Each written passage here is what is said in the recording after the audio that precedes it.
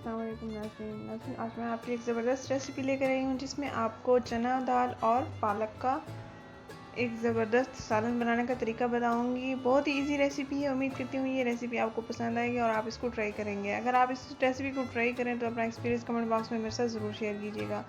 नाज़रीन, इस रेसिपी को तैयार करने के लिए मैंने उबली हुई पालक ली है, उसको मैंने ग्राइंड किया हुआ है ऑलरेडी, और उबली हुई चने की दाल ली है, और एक छोटी सी प्याली में मैंने तकरीबन 1 चम्मच इमली ली है। इसके साथ ही 1 अदद टमाटर लिया है, 2 अदद प्याज, अदरक और सब्ज़ मिर्च लिए हैं। प्याज को मैंने छोटा सा काट लिया है और एक पैन में 3 से 4 चम्मच ऑयल में मैं ये भून रही हूँ। जब प्याज का कलर चेंज हो जाए थोड़ा सा तो हम इसमें ज़ीरा ऐड कर लेंगे हस्बे ज़रूरत, या आप आधा चाय का चम्मच ज़ीरा ऐड कर सकते हैं।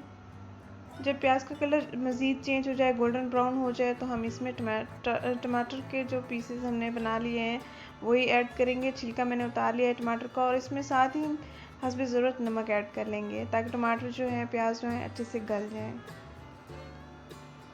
अच्छे से इनको भून लेना है। 2 मिनट भून लेने के बाद हम इसमें अदरक, लहसुन और खुश्क धनिया का पेस्ट ऐड कर लेंगे। ये तीनों चीज़ों का मैंने ऑलरेडी पेस्ट तैयार करके रख दिया था जो मैंने अभी इसमें ऐड किया है। अब मज़ीद हम इसको भूनेंगे। 2 से 3 मिनट भून लेने के बाद हम इसमें सब्ज़ मिर्च ऐड कर लेंगे। टमाटर का पानी जो है खुश्क हो चुका है, तो अब हम इसमें लाल मिर्च का पाउडर हस्बे ज़रूरत, हल्दी पाउडर 1/4 चम्मच और आधा चाय का चम्मच हम इसमें गरम मसाला का पाउडर ऐड करेंगे।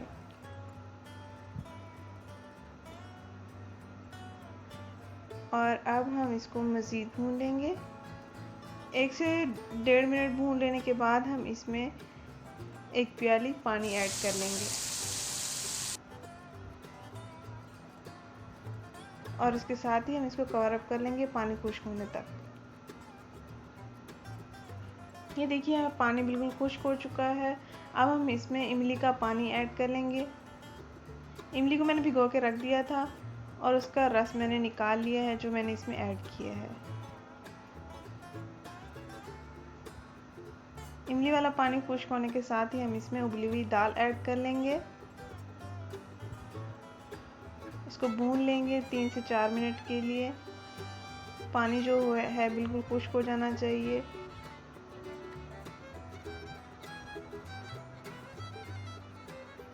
तीन से 4 मिनट के बाद हम इसको मज़ीद भून कर पालक ऐड कर लेंगे, ग्राइंड की हुई है जो कि ऑलरेडी।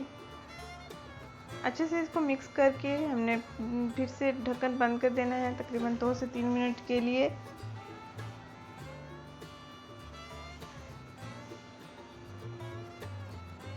दो से 3 मिनट भून लेने के बाद हम इसमें 1 बड़ा चम्मच देसी घी ऐड करेंगे। देसी घी से बहुत अच्छा सा टेस्ट आता है।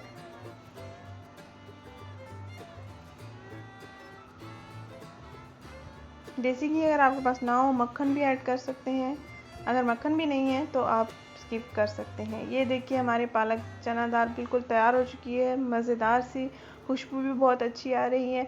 उम्मीद करती हूँ ये रेसिपी आपको पसंद आएगी और आप इसको ट्राई करेंगे। आज मैंने बनाया चना दाल और पालक। अगर ये वीडियो आपको पसंद आई है तो इसको लाइक करें। शुक्रिया।